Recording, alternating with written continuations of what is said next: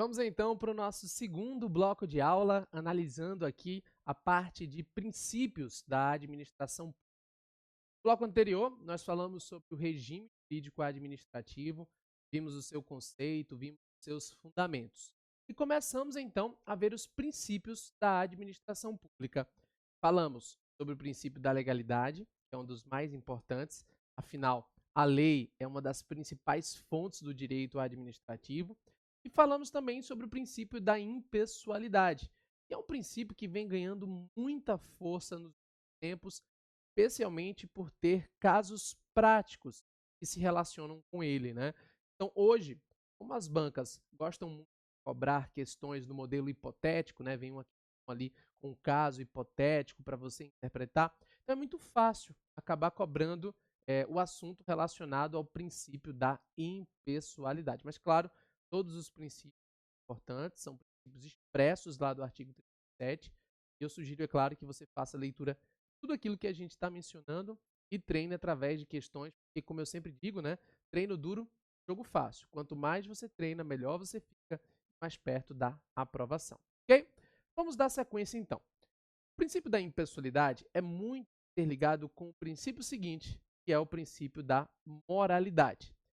Esse é um princípio que tem uma carga de abstração muito grande. O que seria moralidade administrativa? O que violaria, por exemplo, a moralidade?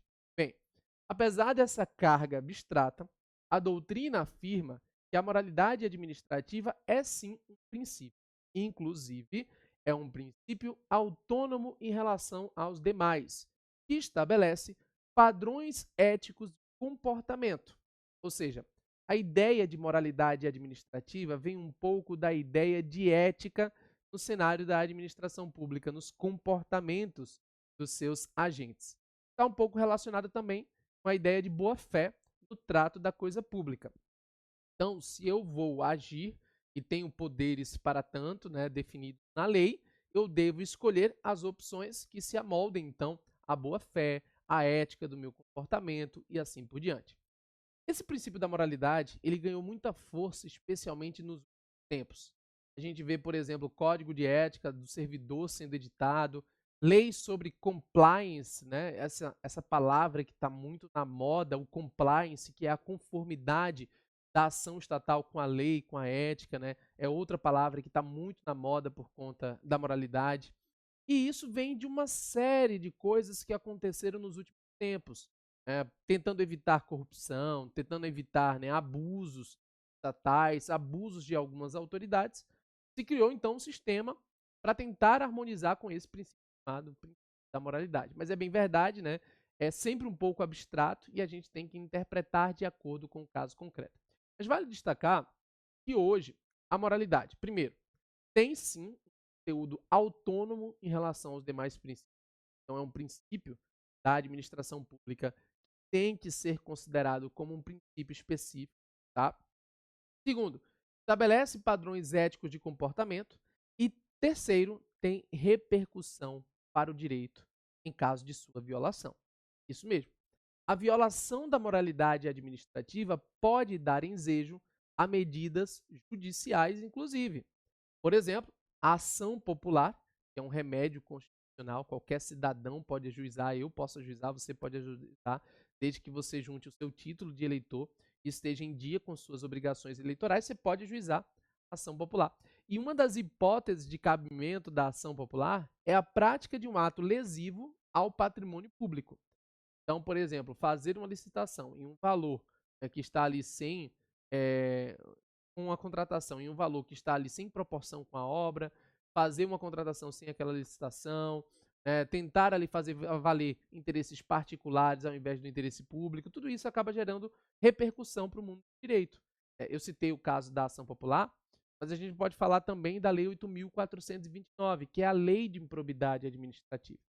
Uma das hipóteses da Lei 8.429, está lá no artigo 11, é a violação, o descumprimento de princípios da administração pública, entre eles o da moralidade. Então, violar a moralidade administrativa pode dar ensejo à ação popular, à ação de improbidade administrativa.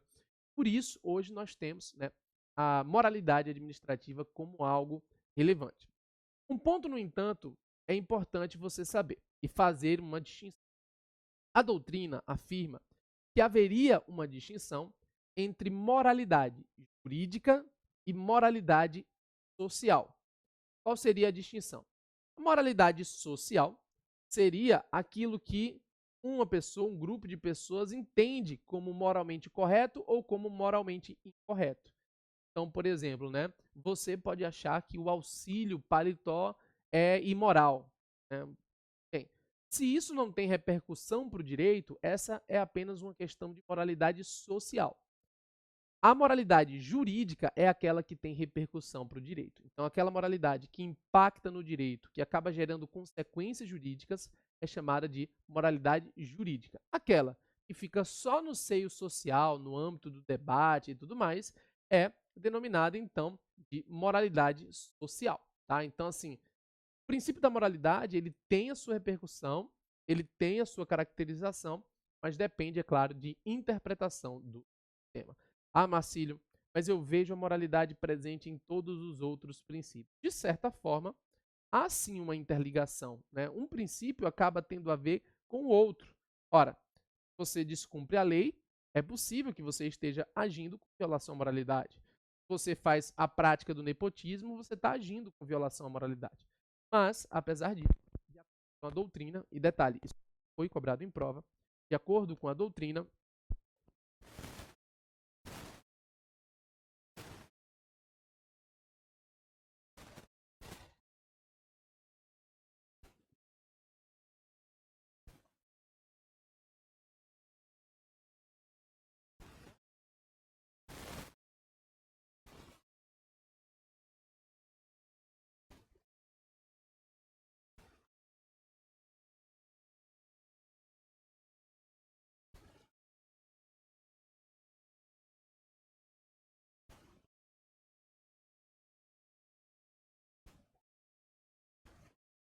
bem, eu separei aqui alguns artigos da Constituição e também uma lei que tem a ver com esse princípio da publicidade e a gente vai comentar.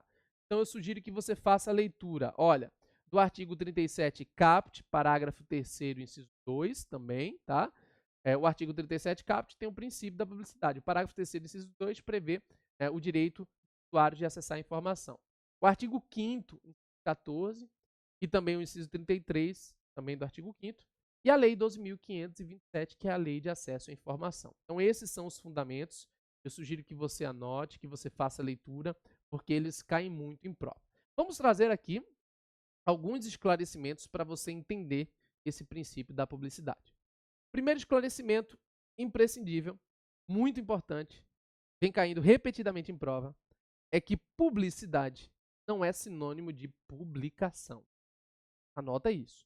Publicidade não é sinônimo de publicação. São coisas diferentes. A publicação, na verdade, é apenas uma das formas de se conferir publicidade a um ato. Tá? Então, por exemplo, um ato é editado, faz-se a publicação desse ato no Diário Oficial. Essa é uma das formas de dar publicidade àquele ato. Mas existem outras formas. Pode ser dada publicidade, por exemplo, franqueando o acesso a um processo administrativo. Pode ser dada publicidade, por exemplo, né, inserindo aquela informação em um site eletrônico. Enfim, o fato é que publicação não é sinônimo de publicidade. O princípio é o princípio da publicidade, que pode ser assegurada, entre outros meios, através da publicação. Então, primeira informação fundamental: publicidade não é sinônimo de publicação. São coisas diferentes, tá? E a publicação é um meio de se garantir a publicidade. Mas existe outra forma. E essa segunda forma, hoje, vem sendo a mais cobrada. A segunda forma de se garantir publicidade a um ato, a uma informação ou alguma coisa assim, é através da transparência. A transparência. O que significa transparência? Bem, a doutrina afirma que a transparência pode ser vista de duas formas. Nós temos a transparência ativa e a transparência passiva. A transparência passiva acontece quando você faz um requerimento e a administração pública, atendendo ao seu requerimento, franqueia a informação que você solicitou. Essa é uma transparência passiva, por quê? Porque depende de provocação do interessado. O interessado provoca a administração e ela fornece a informação. Bem? Então, nós temos a transparência passiva como sendo a transparência provocada. Mas hoje, a administração pública não tem apenas o dever de transparência passiva. Não, não. O dever da administração pública é mais profundo, na verdade, envolve também uma transparência ativa. A administração pública tem o dever de fornecer a informação ao público em geral, independentemente de requerimento. É o que a gente chama de transparência ativa. Ah, Marcílio, então significa que a administração deve estar publicando tudo em tudo que é lugar? Não. O dever de transparência ativa é destinado especificamente às informações de interesse coletivo ou de interesse geral, tá? Mas tem esse dever. Então, por exemplo, você aí desse lado já ouviu falar no Portal da Transparência. Lá no Portal da Transparência você pode pesquisar, você encontra, por exemplo, meu nome, você vai encontrar lá, Portal da Transparência do Estado de Goiás, você vai ver quanto eu ganho, tá? Essa é uma transparência ativa, porque está lá destinado para todo mundo, a informação é pública, qualquer pessoa consegue ver, certo? Então, o Estado forneceu essa informação independentemente de requerimento, transparência ativa. Então, relembrando, transparência passiva, mediante provocação, mediante requerimento, e transparência ativa, aquela que o Estado faz independentemente de requerimento, para fins de divulgação das informações de interesse coletivo ou geral. Bem, isso nos traz uma faceta muito importante do princípio da publicidade. O princípio da publicidade tem uma faceta que gera um direito fundamental.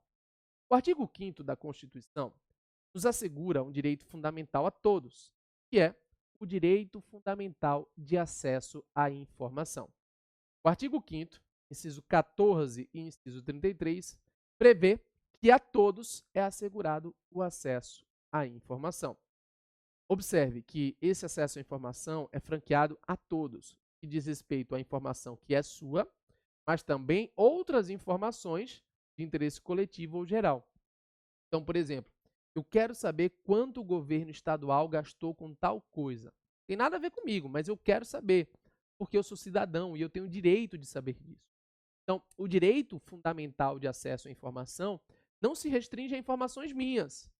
Envolve informações minhas também, mas também, né, a mais informações de interesse coletivo geral. Muito cuidado.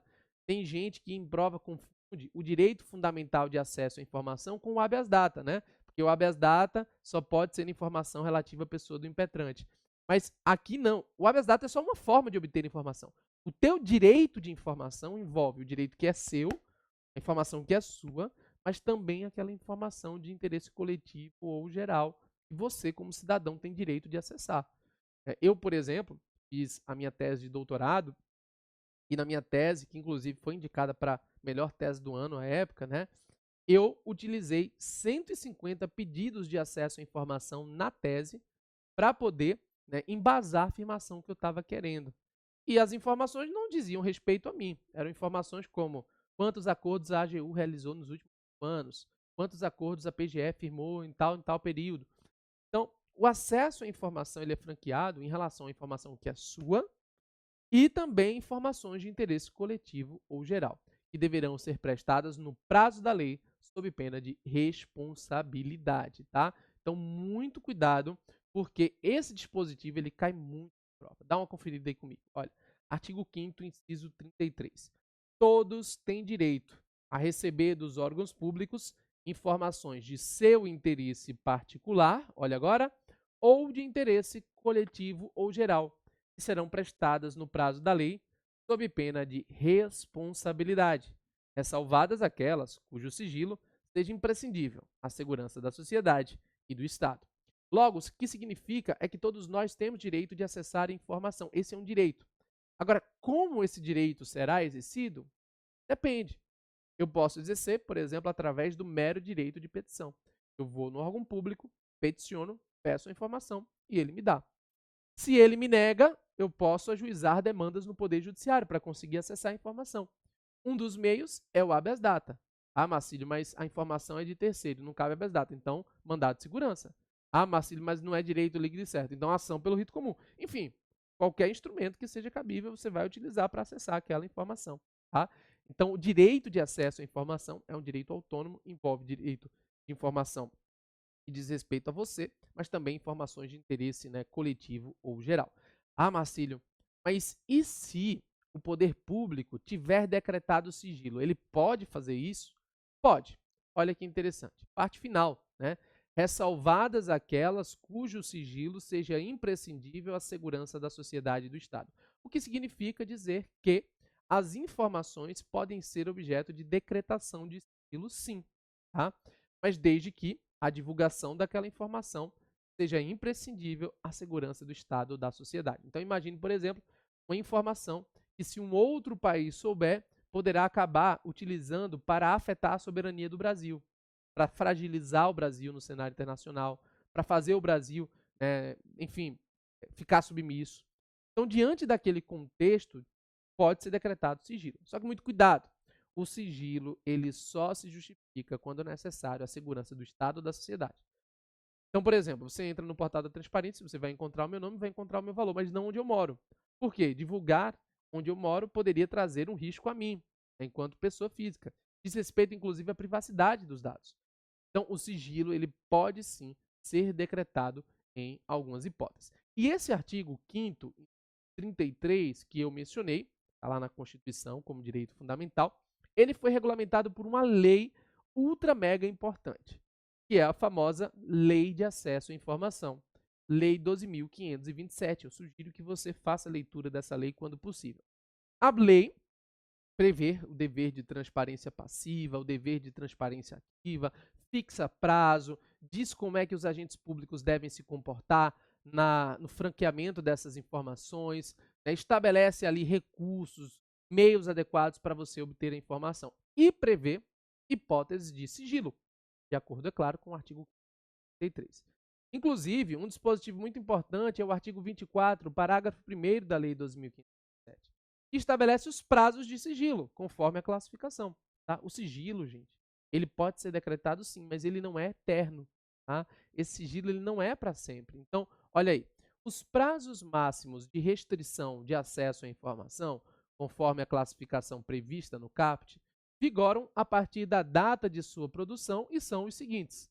Então, aquela informação que é sigilosa, aquela informação que merece proteção por ser imprescindível à segurança do Estado ou da sociedade, ela deverá ser classificada em uma dessas categorias. E, de acordo com a classificação, ela então será protegida. Olha aí, ela pode ser classificada como reservada, ficará em sigilo durante 5 anos, como secreta, ficará em sigilo durante 15 anos, e como ultra secreta, ficando em sigilo durante 15 anos, 25 anos, desculpe.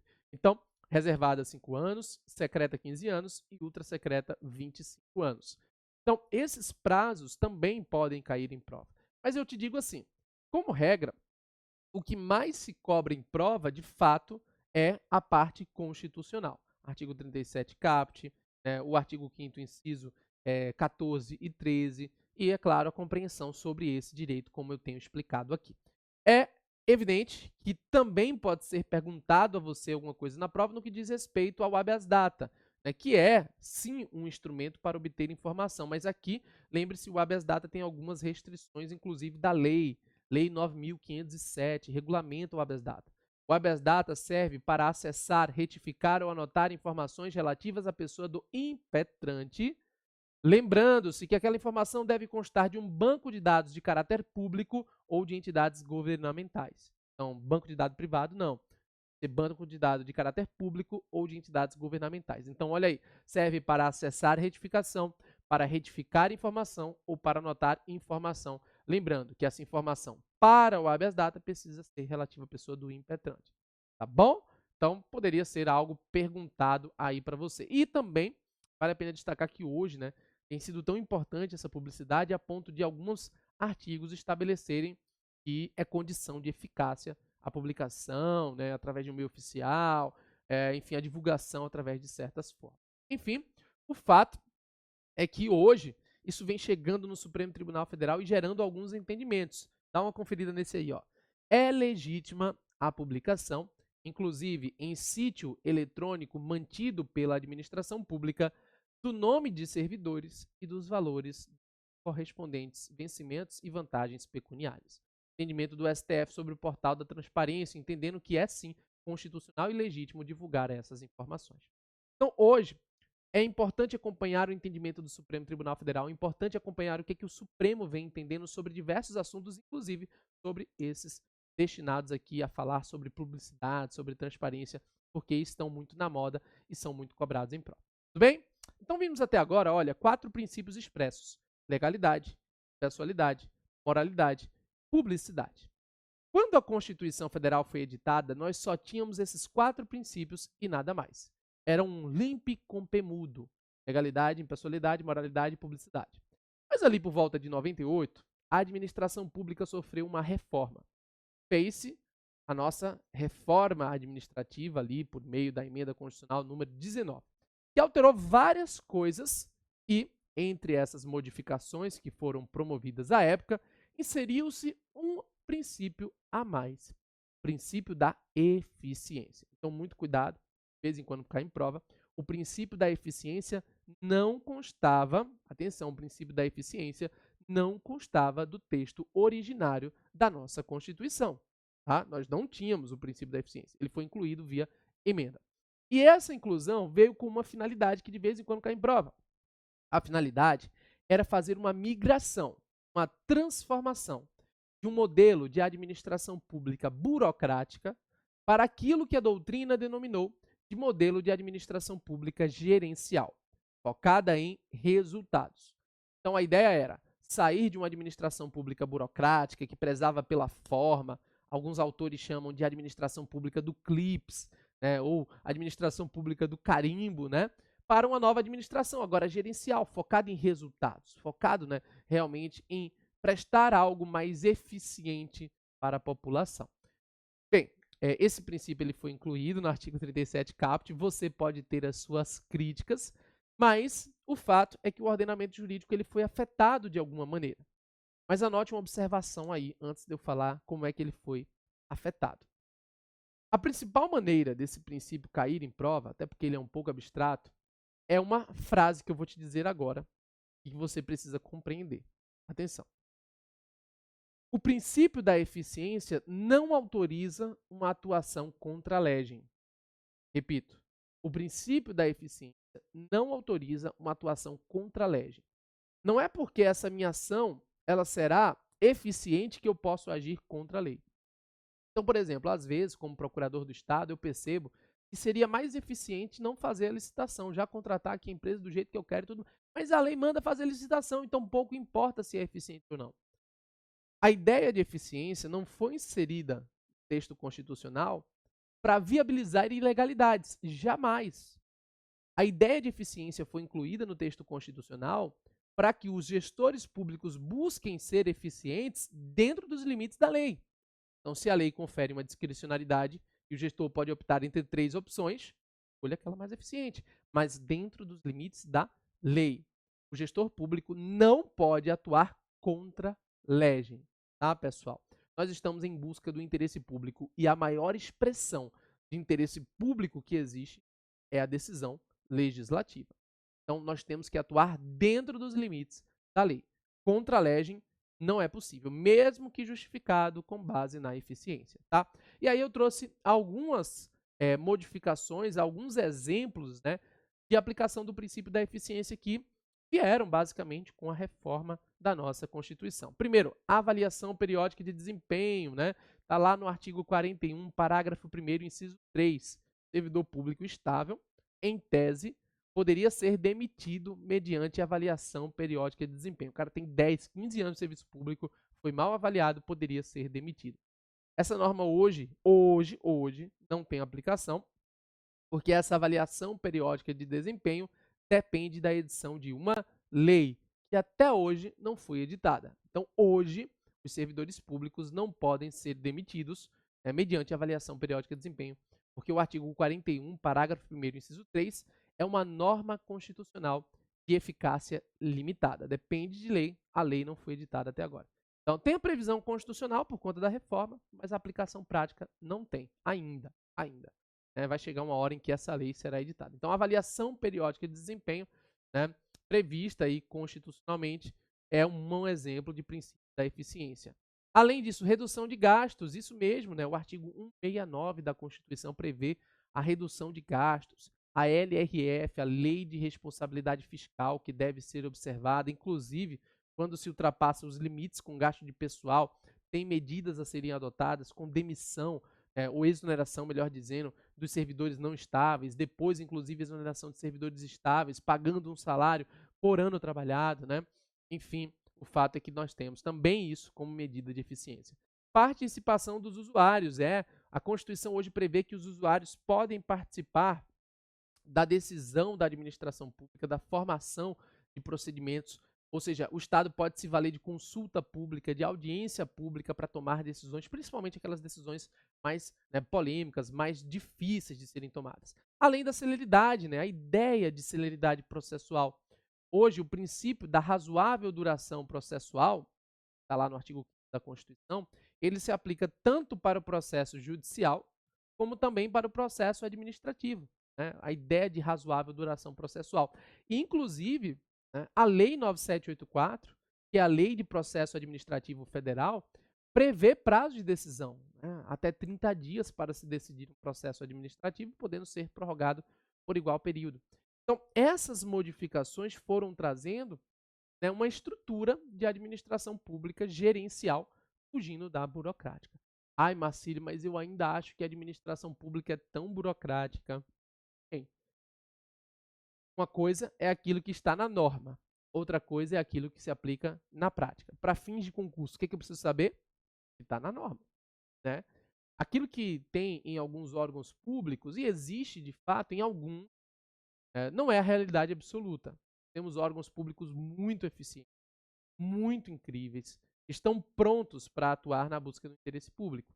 E tem algumas unidades que têm os seus defeitos, mas até a empresa privada também é assim. O fato é que a administração pública ela é pensada para proteger o interesse público, né?